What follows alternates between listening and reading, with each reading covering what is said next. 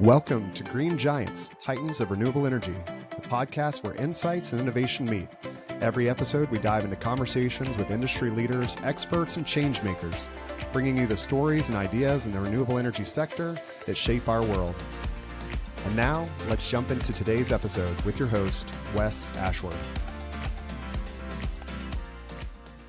Welcome back to Green Giants, Titans of Renewable Energy. Today's guest is Gabelnick, Chief Strategy Officer and Chief Technology Officer at Array Technologies, one of the leading companies in solar trackers for utility-scale projects. Aaron brings a perspective that is especially valuable right now because he has worked across much more than one corner of the energy economy. His background spans science, consulting, chemicals, refining, large-scale industrial strategy, M&A, and now solar. That gives him a rare vantage point on the energy transition as a real-world challenge involving infrastructure, capital allocation, resilience, manufacturing, and long-term thinking. In this conversation, we explore what most people misunderstand about solar infrastructure, why tracker design matters more than outsiders realize, how severe weather is reshaping project decisions, what smart industrial strategy looks like in this market, and why the best energy leaders tend to reject simplistic either-or narratives. With that, Aaron, welcome to the show. Hi, Wes. Pleasure to be with you today. It's an absolute pleasure to have you. Excited to get into it. But we'll first kind of start with your own path. So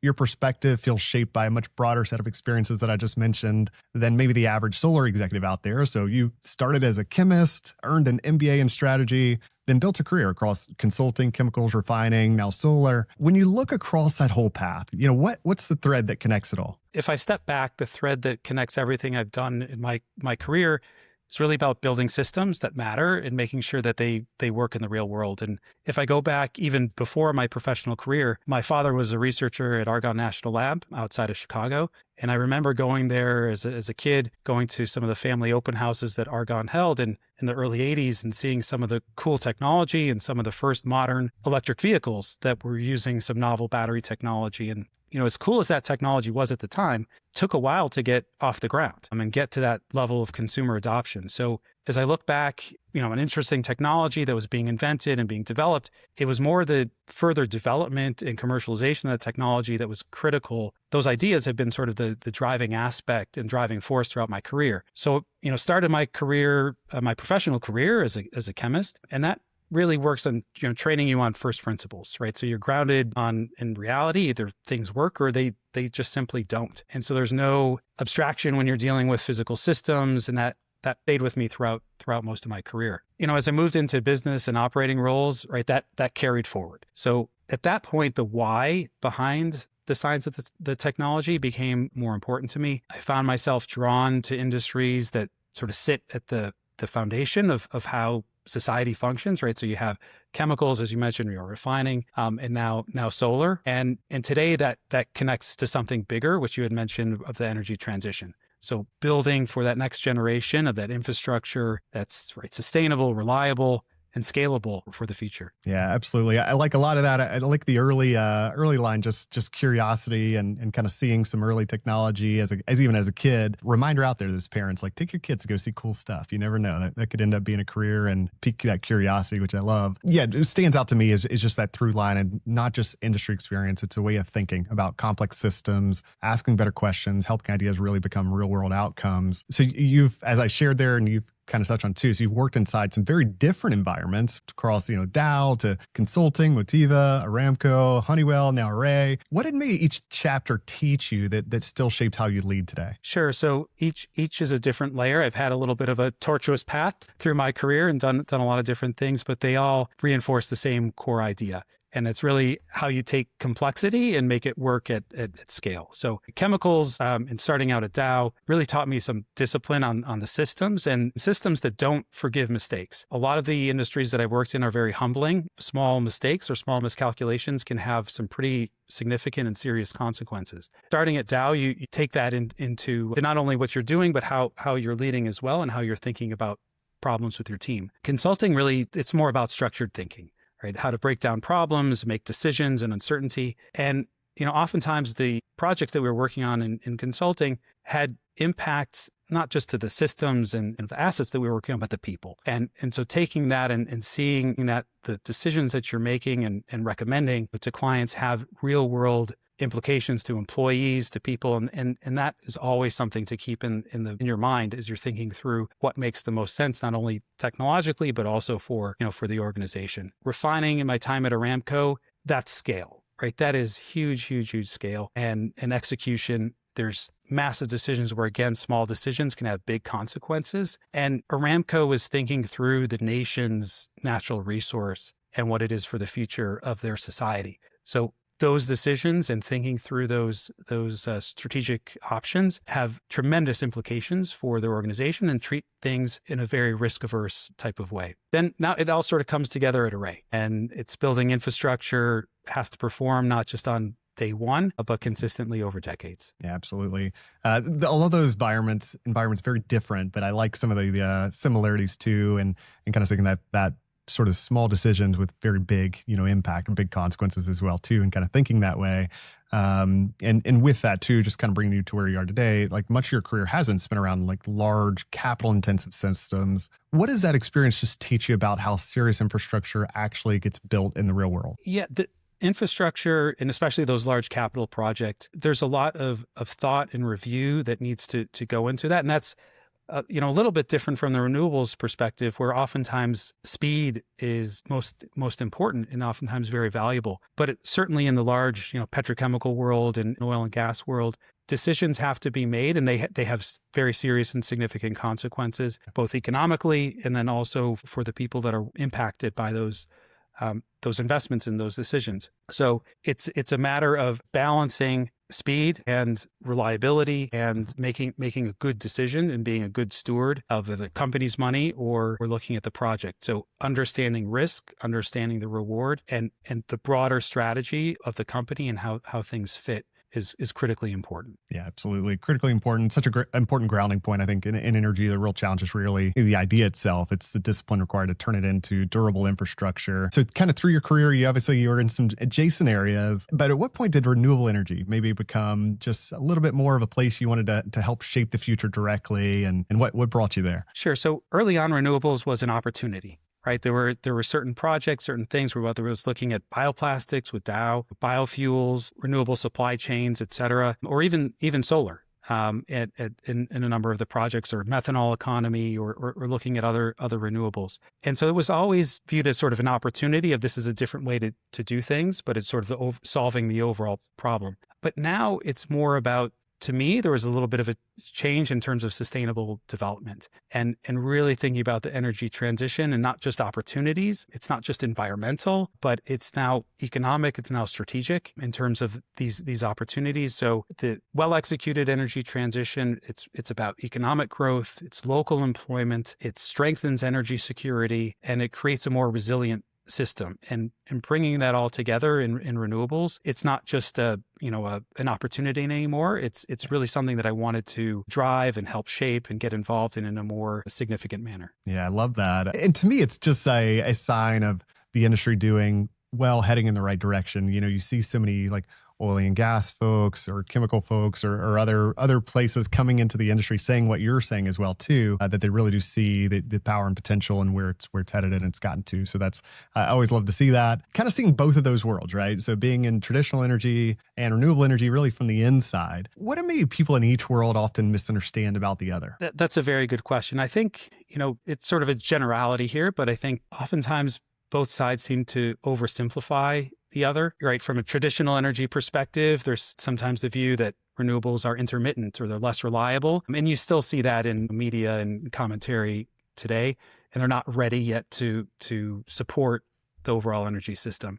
I think that perspective is underestimating how quickly the technology has advanced, how much progress there's been made in solar and batteries and scaling and cost reduction and system integration. Solar today is not what it was even 5 years ago in terms of its competitiveness, its scale, and its reliability, and being part of the energy mix. And if I had to say on the renewable side, I think there's a bit of a tendency to underestimate the complexity of the traditional energy systems. These systems are huge. They've been built and optimized for decades. They're deeply integrated, just even down to the local gas station. They're highly reliable, and sort of operate at very, very large scale. There's also some of the execution discipline around safety, reliability, that is part of these large scale projects. So I think both sides do miss something. I mean, again, this is more of a generality, but I think the reality is that we need both perspectives. We need some of that reliability and discipline that comes from the traditional energy space.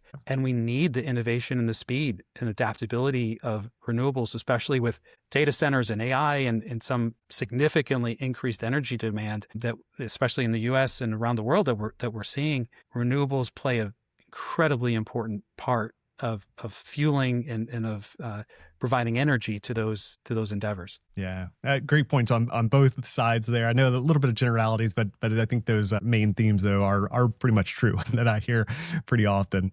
So let's now bring the lens into Array a bit, because this is one of those companies that plays a critical role in project performance, even if many people from outside the industry don't fully understand it yet. But for listeners who are less familiar, what does Array really do, and why do trackers matter so much in the performance of a project? Right. So at a basic level, we build solar tracking systems that allow the panels to follow the sun from sunrise to sunset. And the story of Array begins with Array's founder, Ron Corio, who was working on efficiencies of solar cells 30 years ago. And, he realized that moving the cells, physically moving them and following the sun, had a higher efficiency gain than many of the ideas that he was working through for improving the cells from a physics and chemistry perspective. So depending upon your latitude and the amount of sun and number of cloudy days and the terrain, properly designed and engineered solar tracking system can improve efficiency of a solar panel by up to 25%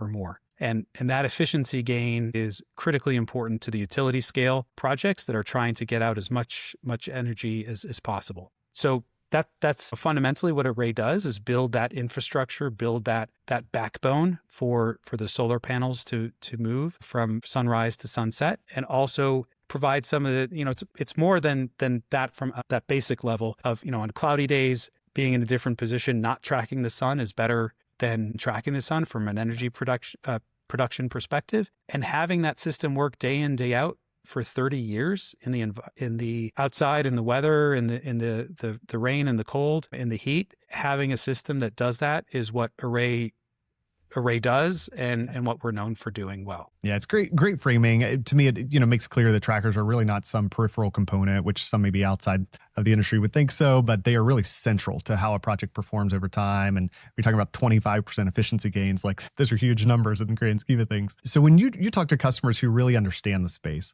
what part of Array's value specifically tends to just click with them immediately? Yeah, so different customers, they have different things that they're looking for, whether they're EPCs or developers, et cetera. But they're generally interested in different factors. Cost is always part of it. But, design, energy production, your ability to deal with terrain, because you want to not move as much dirt as possible, whether you can work in severe weather conditions, bankability, but all that sort of boils down very quickly into a levelized cost of energy, or LCOE. So it's not just the upfront cost, but it's how do you reduce the lifetime cost of energy for the asset. And that, really comes down to the risk and the design of what you're providing. On the risk side, it's about execution, right? On-time delivery, support, right? The aspects of sort of running a good quality supply business, which Array does well, and then that reliability. And then the design, it's that mechanical architecture. It's the number of components that we have at Array, which is fewer than most of our competitors,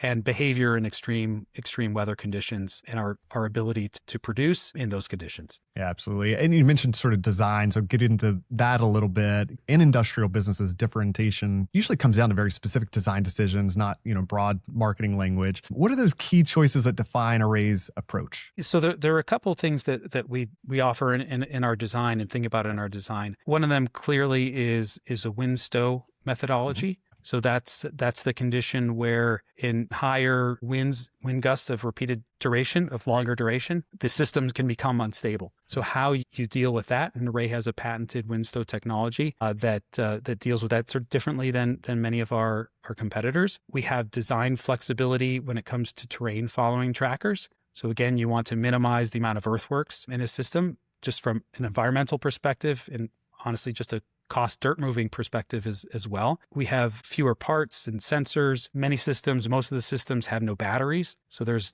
an O&M aspect, an operations and maintenance aspect as well. And our reliability comes down to sort of our 30 years of experience of having systems in the field that customers can look to and see the reliability and the performance. Yeah.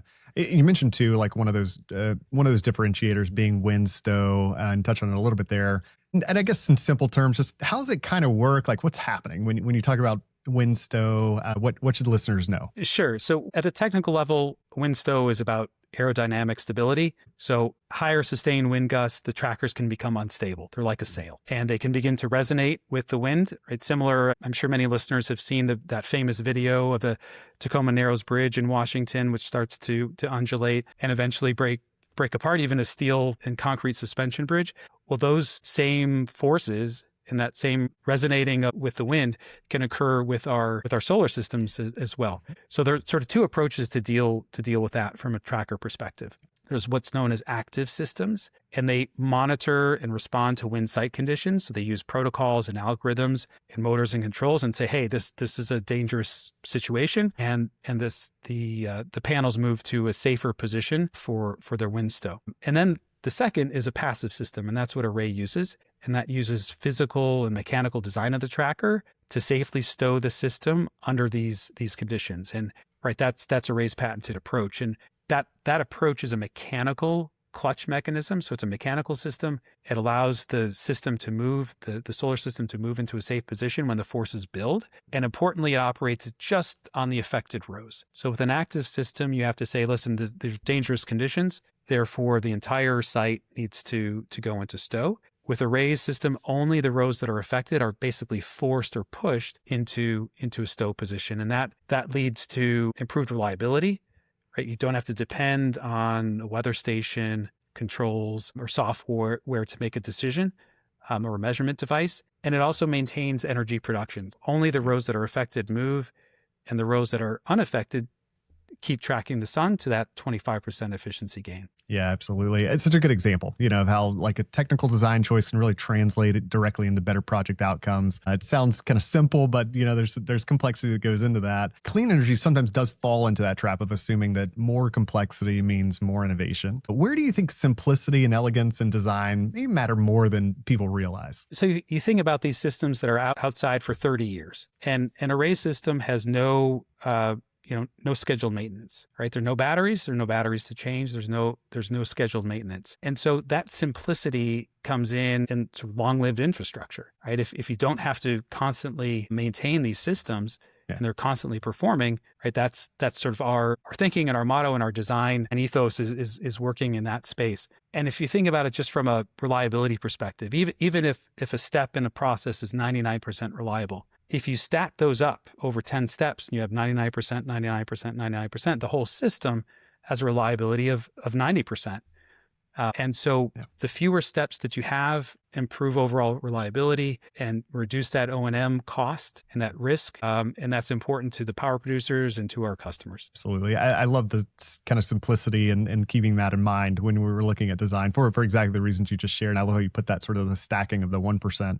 Really valuable point. I think in infrastructure, reliability, repeatability, and ease of operation often end up being really the real breakthroughs. So another place that theory meets reality very quickly is weather. We started to touch on this briefly as we're talking about some of those things, but it's become one of the most important sort of practical conversations in solar. And severe weather has become obviously a much bigger part of the solar conversation. How has the industry's understanding of weather risk sort of changed in recent years from your perspective? Yeah, so weather has moved from a sort of a boundary condition to a core design driver in how we think about and how we build our systems. So the real world events of hail and wind and extreme cold and extreme heat have exposed some of the vulnerabilities of the previous designs of systems. And we've seen some failures under those conditions. So it's not just about, surviving those, it's about performance during them at this point. So it's really sort of up the game in terms of the need for an engineered and well-designed system that not only survives reliably during some of those extreme conditions, but also, performs, that protects the system, protects the panels, protects the overall infrastructure. And that's, that's really changed in the past several years. Yeah, absolutely. I think in part just we're thinking more long-term in these 30-year systems and kind of keeping that in mind as we're designing, but also these weather events are happening more and more often as well too, and we can't really ignore it. So it is interesting that the industry, you've seen that sort of move from like more of a side issue to really treating it as a design, finance, and operational issue really is built in from the beginning. As anything kind of else, we mentioned sort of the, passive stow technology and that sort of stuff. Like any other things that you've sort of recent design changes that Array has had to deal with sort of these severe weather events or these things that are happening as well? Absolutely. And part of this is driven significantly by hail. So roughly, if you look at some of the projects that are moving forward, roughly a third of the projects in the U.S. are in the hail belt area, a lot in Texas and moving up in that corridor. So those storms, it can be catastrophic, right? They can destroy hundreds of thousands of modules, cost hundreds of millions of dollars, and destroy the systems. And I think there was a recent report from Kilowatt Hour Analytics that said that the number of insurance-related events that hail caused, it was 6% of the total number of recorded events. And it was 72% of the financial losses. So these events don't occur as often, but when they do, they can be catastrophic. So that has led us to develop several areas of hail technology for our tracking systems to help protect these solar systems in the field, especially in hail risk areas. The first is our patented hail alert response technology. The second, and that's more of a software related, and that's predicting the hail, the direction of the hail, the size, the likelihood of it impacting a site. And if so, stow your system automatically, right? No human intervention required. Just be safe and stow. And the second is our Hail XP tracker, which stows the panels at 77 degrees. And why that matters is the higher tilt angle of the panel being, at 77 degrees, it sort of leads to a glancing blow of the hail. So when the hail is coming down, right, the worst thing that you can imagine is that your panel is perpendicular and like the hail comes down and impacts and breaks the glass. If you are at a very high angle, essentially the impact is glancing and the energy continues to go down as opposed to into the glass and breaking the panel. And those two products and in combination is really trying to mitigate some of those risks associated with hail damage. Yeah, absolutely. Pretty cool design changes there and just what you've done to innovate. I love that 77, like such a very specific angle. And I'm sure there's tons of engineering and math and physics that went into figuring out that exactly 77. That's the sweet spot. I love it. And as you said, like these are huge, risk avoidance in terms of small number percentage of those claims, but massive in terms of just revenue loss and just how that all works. So how important those just little changes are and how those innovations have happened and obviously what you're doing there. So I love that. When you think about resilience, how do you break down the relationship between hardware, software, and operational discipline? Yeah, there's a mix, right? The hardware is the foundation. The system, again, is out there for a long period of time. That's the foundation of the system, and that's where a lot of the resilience comes from. The software enhances that. So our software suite of technologies with SmartTrack can make some of those small differences with backtracking, solar backtracking, again with the hail alert response, with snow alert response, and those that sort of enhances overall resilience, but also performance of the system. In operations, it's just about execution. At Array, we are not the installers, the operators, but certainly we're part of that. We listen to our customers and listen to the operators to design things more effectively, more easily. Again, that resilience, it starts with hardware. It starts with a well-designed system in the field. You can do many things to work around that, and many of those other aspects reinforce each other. But at Array, we're building systems that are designed for that resilience. Yeah, I like the breakdown because resilience is rarely one thing. It's usually the interaction of engineering, intelligence, execution, sort of bringing all those pieces together. Another thing, solar is often described as simple because the fuel is free, but the asset still has to perform in the field for decades. How should people think about that distinction? Sort of what's the real truth there? I think if you break down many things, they become simple. But the overall installation, and that was my thought coming into this industry, is I was working in $10 billion plus petrochemical plants and things like that with a lot of sophistication and chemical engineering and everything that's in mechanical engineering, right, that's behind it. Like solar's not that complex. But when you really, when you scratch the surface and you go down beyond, you realize that there's a complex ecosystem of all of the modules themselves, the trackers, the foundations, the subsoil, the electrical aspect of things and designing the system. And it becomes a more complex system, and every aspect reinforces the other. And oftentimes we're talking about small marginal improvements that start to add up and build up. And I think that's true of many of the systems that exist in the natural world, in the world that we live in. And the more that you look at it, the more complex you realize that it truly is, that all these parts are interacting with each other.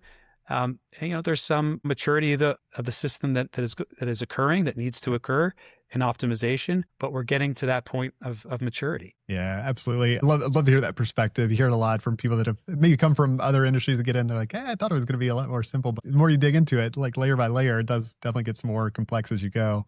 I'll touch on one quick thing before we kind of move on. But if a developer asset owner focuses maybe too narrowly on upfront cost when choosing a tracker, what are they likely missing? So there's a concept that we use called technical entitlement, and you think about the LCOE and you think about our design and what the technical entitlement is based on our design. So if you're only focusing on one aspect of LCOE, and some companies, EPCs, oftentimes that's what they focus on, because that's or flippers or others, that's part of their bottom line equation. So you have to understand that and you have to respect that. But you also have to understand the whole buying, thread that's in there, and they're flipping these to others who are concerned about these things. So oftentimes it's a matter of selling and having the discussions with a number of the participants in the value chain. But if it's just a cost, element, and there's certainly customers around the world that think about cost, and that's all that they think about. We oftentimes have had these discussions with some customers. Our system doesn't have batteries. Yeah. What cost do you ascribe to, these systems are out there for 30 years. So you're going to need to replace the batteries. So there is some cost that's associated with something as simple as this, let alone talking about passive wind stow and some other more complicated aspects of things. So you try to break it down into those simple aspects of how our design is different than others, and what that means from a not just the individual EPC or flippers perspective, but how they're going to sell that to others in the future, and the arguments that they can make as they go through that process. Yeah, I like that perspective too, and kind of like speaking to who they have to sell it to as well too, and keeping that in mind. But it's a classic sort of long-term asset mistake, sort of optimizing for the purchase decision instead of the life of the project. These are long-term assets, as we know. So this brings us naturally into kind of strategy and capital allocation, because your background gives you really a strong lens on how industries scale intelligently. Array acquired APA Solar, a foundations company. At a high level, what was the strategic logic behind that move, and what went into that? Sure. Foundations to a tracker, that's just a very logical adjacency. Yeah. The products physically touch each other.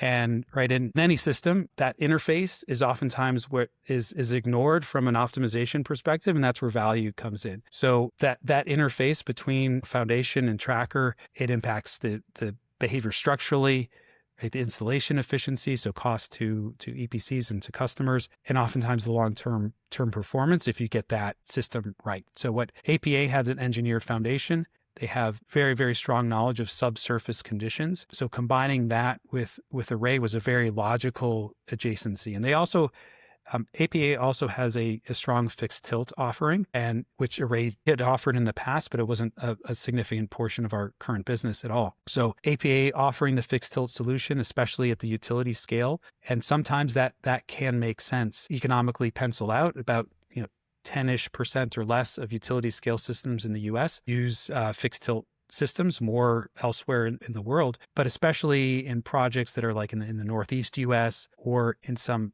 terrain challenged and also expensive land conditions, having that fixed tilt solution is important. So it broadened our capabilities, not only on the tracker side, but also in the products that we offer to customers. And we've seen some hybrid projects as well, where there's some parts of the project that are fixed tilt and some that are tracker, and being able to provide racking for both both parts of the project is important. Yeah, smart move, easy fit, kind of just makes a lot of sense as you talk through it. Looking at this a little bit more broadly and in just your lens around M&A. So how do you think about M&A in this market today? Is it more focused on like scale, adjacency, capabilities, integration, all those, or something else? Yeah, the industry is definitely maturing.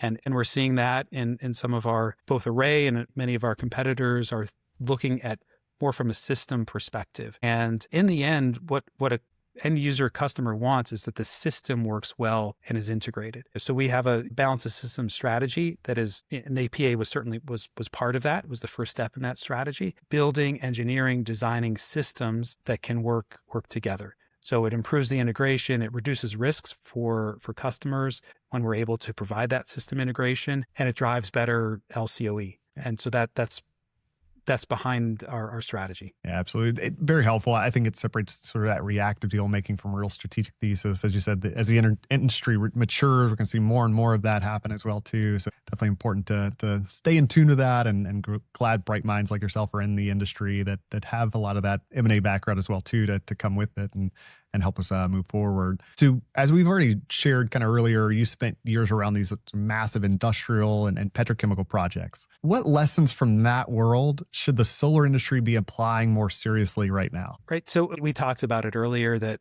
there's some of these bigger projects, there's deep understanding about these long-lived assets, how they perform, optimizing them, the rigor that's around the construction, the operations, the execution, right? Because if you make a mistake, the cost of failure is very, very high, both in terms of financially and also with safety. And so solar has scaled incredibly fast versus some of these other industries and the scaling that they have been on with big projects every 5-7 years or so, and lessons learned in scaling. So with speed, there are times when the execution hasn't fully kept pace. And, we're seeing that, especially as solar is becoming critical infrastructure, having that discipline is more important. So rigor in the design standards, alignment between engineering and construction, and making sure that the crew on the ground is actually performing and doing what needs to be done, because oftentimes that isn't the case. And we sort of have some of the consequences follow up, even sometimes years later, of improper, poor installation is at the root cause of an issue. And it's not the design, it's the installation. So that focus on sort of the reliability of design, the simplicity of design, but also helping with the installation and is critically important. Absolutely. I really thoroughly believe that this is where cross-sector experience becomes so valuable. Young industries, growing industries often sort of relearn lessons that mature industries learned the hard way decades ago. So there's a lot we can learn from those industries, and I'm thrilled to see more and more people from those industries coming into the industry as well too, and leading and championing these companies. So we've touched on this. So one idea that seems just especially relevant in infrastructure is just that stewardship, thinking not in 3-year windows, but really over 30 to 50 years. How does that long view change the way you evaluate decisions daily and every day through Array? It's interesting, right? We're a public company. There's quarterly pressures.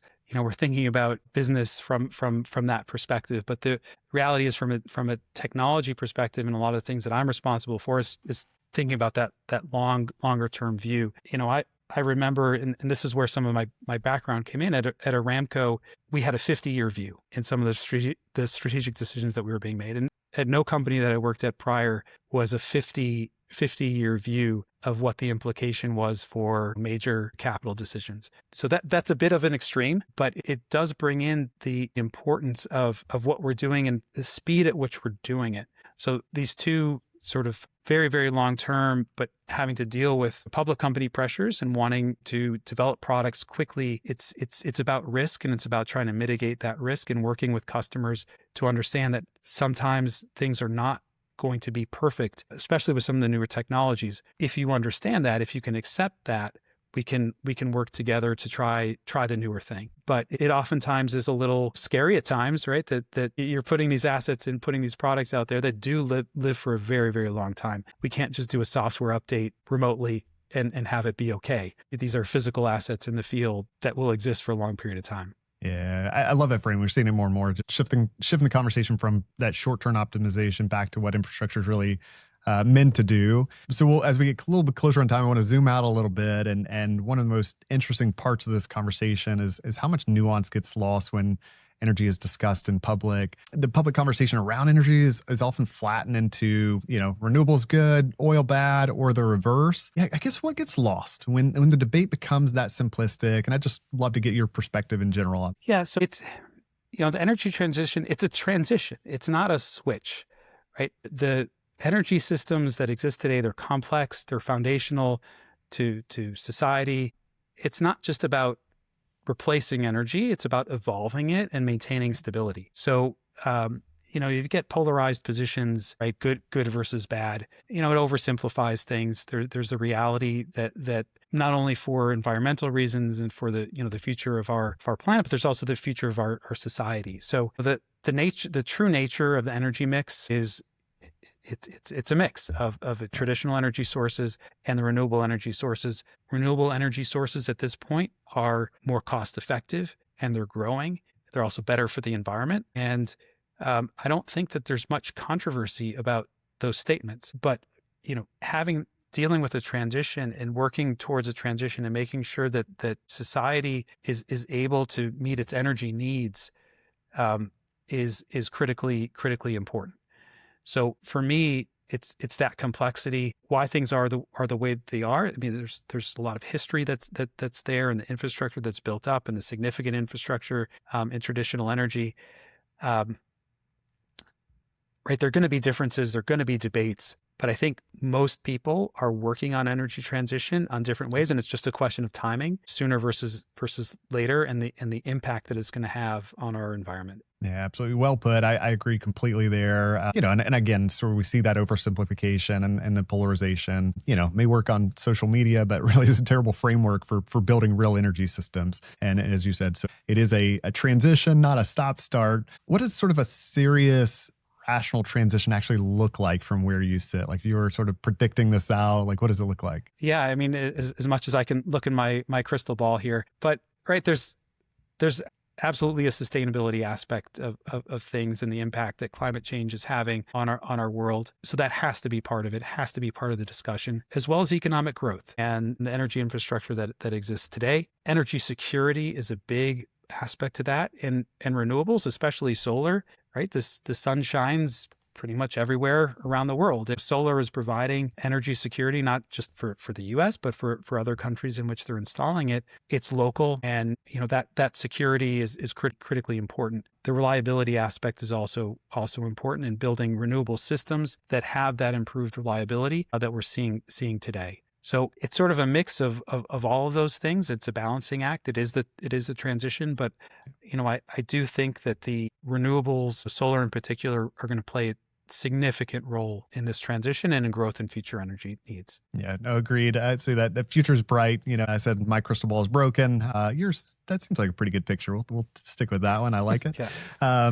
When people hear solar manufacturing, they often picture only modules. That's the first thing kind of pops in their head. What do you wish they understood about the much broader industrial ecosystem behind the utility scale solar? Yeah. So if you think about, the entirety of a utility scale solar facility, right? It's roughly, $1 a watt. And depending upon module pricing, the module is right around a third of that. So you have 2/3 is not part of that. And if you include battery storage, it's even less of a percentage of the overall cost of the system. So you have from the foundations to the trackers to the electrical balance of systems to the software that's operating it, right down to the installation and everything.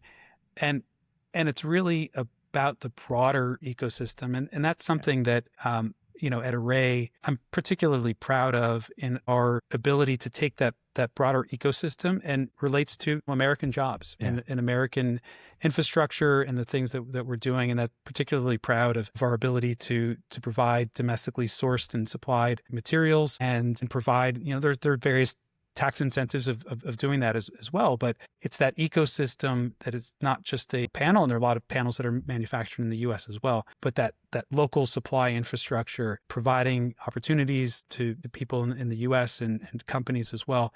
That's really critically important. And I think that's something that's sometimes missed is how critical that infrastructure and that activity, that economic activity can be to local communities for putting in and installing sites and for building out that infrastructure.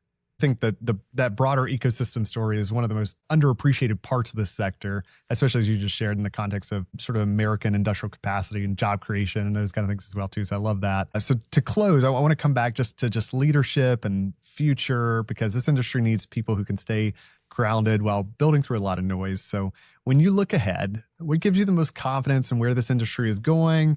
And what advice would you give to the next generation trying to lead through complexity and noise? Yeah. So energy is complex. That's been sort of a thread throughout our discussion. But we've been through complex discussions, difficult transitions before, and innovation has really been at the heart of our ability to go through them. So solar has seen rapid innovations and massive cost reductions, scale deployment, and that's based on the industry and individuals in the industry focusing, making some of that technological breakthroughs, the scaling from an industrial perspective. So people working and gaining this confidence, right? It hasn't been easy, but if people put their minds to something, and I think there's a lot of mission-driven people involved in the renewables energy and industry and solar industry in general, we can solve problems. And I've seen that time and time again, that people can put their mind to things, they can solve the challenges, they can solve the problems. And connecting with that mission and understanding that perspective, right, that's what gives me confidence. That's what gives me hope. And we're seeing it today.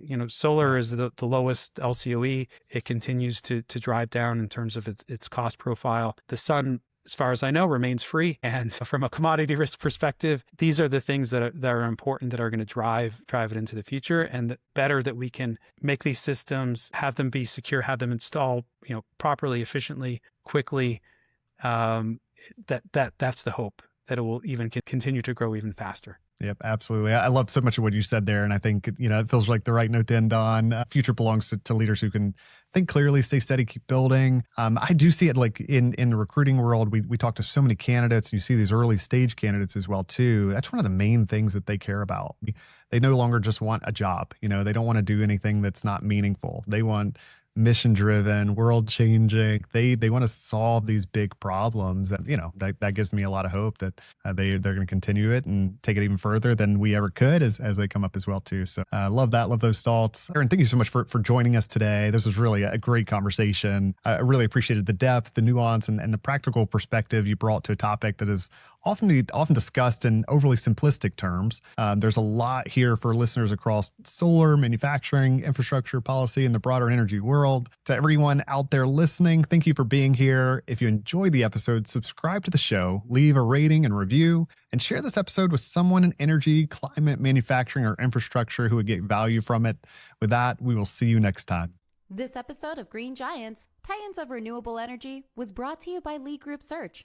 If you enjoyed today's discussion and are looking to recruit top talent for your company or find your next career opportunity in the renewable energy sector, visit leegroupsearch.com. Let's continue driving the future of clean energy together.